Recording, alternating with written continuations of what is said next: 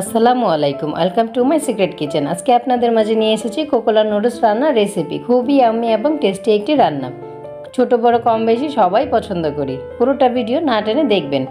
প্রথমেই চুলায় বসিয়ে দিলাম একটি পাত্র, এর মধ্যে দিয়ে দিলাম পরিমাণ মতো পানি এবং 2 চা চামচ তেল।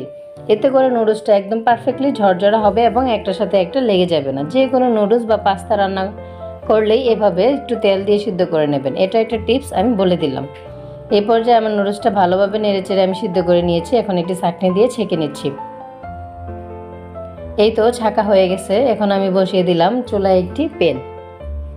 এর মধ্যে দিয়ে দিলাম পরিমাণ মতো তেল এবং 2-3 কোয়া রসুন কুচি, 1 মুঠ ভরে পেঁয়াজ কুচি এবং পরিমাণ মতো কাঁচামরিচ কুচি। স্বাদ ঝালটা আপনাদের টেস্ট অনুযায়ী দিতে পারেন।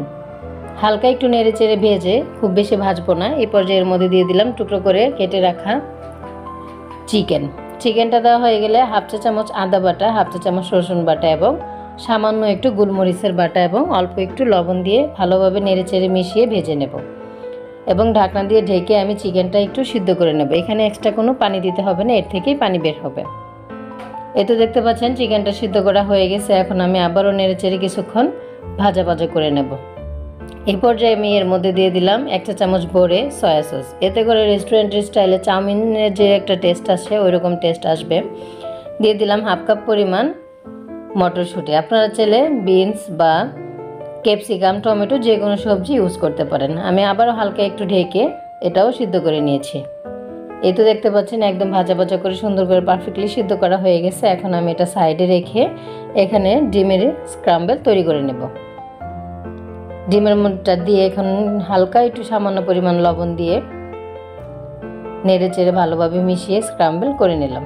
এ পর্যায়ে আমি কোকোলা নুডলসের সাথে যে মশলাটা এসেছে এই মিশ্রণটির সাথে সেই মশলাটা দিয়ে দেবো। এতে করে সুন্দর মুখে চিকেন এবং ডিম মুখে পড়লে একদমই সুন্দর একটি ফ্লেভার আসে এবং খুবই টেস্টি হয়। এই তো দেখতে পাচ্ছেন মেশানো হয়ে গেছে। এখন আমি নুডলসটা দিয়ে দিলাম। কতটা ঝরঝরে হয়েছে এবং একটার সাথে একটি লেগে যায়নি, খুবই সুন্দর হয়েছে। ভালোভাবে নেড়েচেড়ে মিশিয়ে নেব।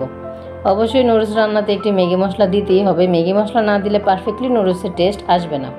আমি এখানে দিয়ে দিলাম 1 প্যাকেট পুরোটাই ম্যাগি মশলা। আবারও নেড়েচেড়ে কিছুক্ষণ মিশিয়ে নিলেই হয়ে যাবে আমার কোকোলা নুডলস রান্নার রেসিপি। একদম রেস্টুরেন্টের স্টাইলে চাউমিন। এতটাই ইয়াম্মি এবং টেস্টি, না খেলে বুঝবেন না। আমার বাসায় তো সকাল থেকে সন্ধ্যায় নাস্তা হিসেবে তৈরি করা হয়। বাচ্চাদের টিফিনও তৈরি করে দিতে পারবেন। সবাই ভালো থাকবেন। আসসালামু আলাইকুম, আল্লাহ হাফেজ।